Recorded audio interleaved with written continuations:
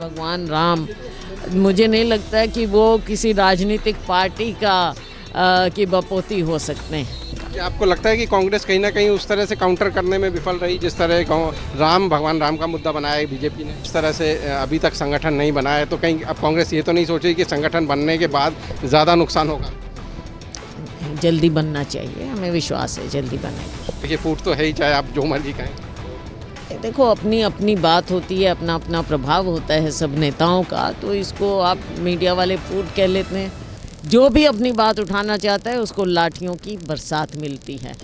कांग्रेस की संदेश यात्रा आज फरीदाबाद पहुंची और इसके साथ ही पहुंची हैं कुमारी शैलजा, जो फरीदाबाद सेक्टर 12 में कांग्रेस की रैली को संबोधित कर रही हैं। बात करते हैं उनसे कि किस तरह की ये यात्रा रही है और किस तरह लोगों का रुझान मिल रहा है। जी मैम।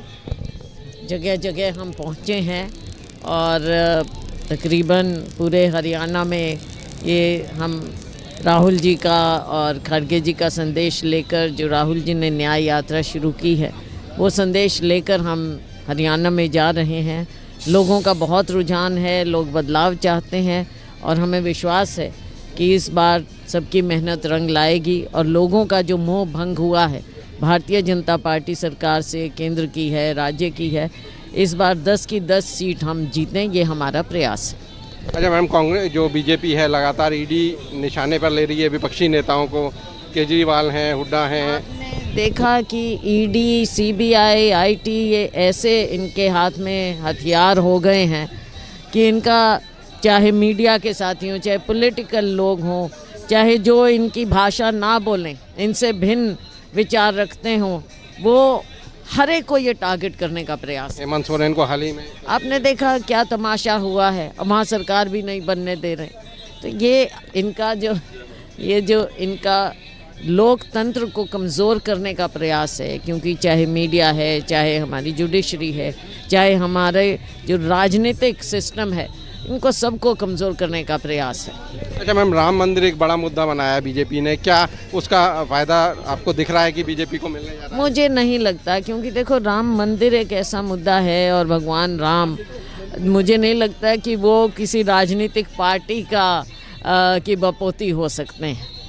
अब भगवान राम तो शुरू से थे, अब आगे भी रहेंगे। राजनीतिक पार्टी का तो छोटा कार्यकाल होता है, तो कोई ठेकेदारी नहीं ले सकता, ना सर्टिफिकेट दे सकता है भगवान राम का। क्या आपको लगता है कि कांग्रेस कहीं ना कहीं उस तरह से काउंटर करने में विफल रही, जिस तरह भगवान राम का मुद्दा बनाया है बीजेपी ने? नहीं, बिल्कुल नहीं, क्योंकि लोग इस चीज़ को एक्सेप्ट नहीं करेंगे। सब लोग मानते हैं, एक एक इंसान मानता है जो भगवान को मानता है कि राम मेरा है, तो उसमें बीजेपी या आरएसएस कहाँ से बीच में आ जाएगी, या कांग्रेस भी, मैं तो समझती हूँ, या कोई भी राजनीतिक कैसे बीच में ला पाएंगे। ये तो हमारा निजी मामला होता है, चाहे भगवान राम को माने, भगवान शिव को माने, किसी भी भगवान को माने, तो कोई पार्टी उसको अपना मार्का नहीं बना सकती। ये लोग कभी एक्सेप्ट नहीं करेंगे। अच्छा मैम, जिस तरह से अभी तक संगठन नहीं बना है, तो कहीं अब कांग्रेस ये तो नहीं सोच रही कि संगठन बनने के बाद ज़्यादा नुकसान होगा?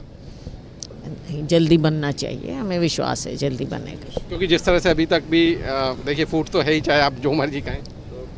देखो अपनी अपनी बात होती है, अपना अपना प्रभाव होता है सब नेताओं का, तो इसको आप मीडिया वाले फूट कह लेते हैं, लेकिन सब अपना लोगों के बीच में जाते हैं, अपना काम करते हैं और कांग्रेस। अच्छा मैम, अंतिम सवाल, अभी तक इजराइल भेजे जा रहे थे युवा, कौशल रोजगार यूनिवर्सिटी है पलवल में, वहाँ जापान और कोरिया के लिए बच्चों की तैयारी की जा रही है भेजने की। हाँ, तो अपने देश में मेक इन इंडिया क्यों नहीं हो रहा है?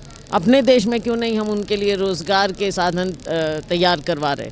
कल बजट में केवल एक बार बोला है बेरोज़गारी के बारे में, तो क्या कारण है कि आप अपने युवाओं को, क्या अपने देश में जब नारा कुछ कहना कुछ, हाथी के दांत, खाने के कुछ और, दिखाने के कुछ और। अच्छा मैम, किसान नाराज़ है, जवान नाराज़ है, युवा नाराज़ है, कर्मचारी नाराज़ हैं, सरपंच नाराज़। आप मुझे बताइए, किस तरह से कोई तो खुश है? जो भी अपनी बात उठाना चाहता है उसको लाठियों की बरसात मिलती है।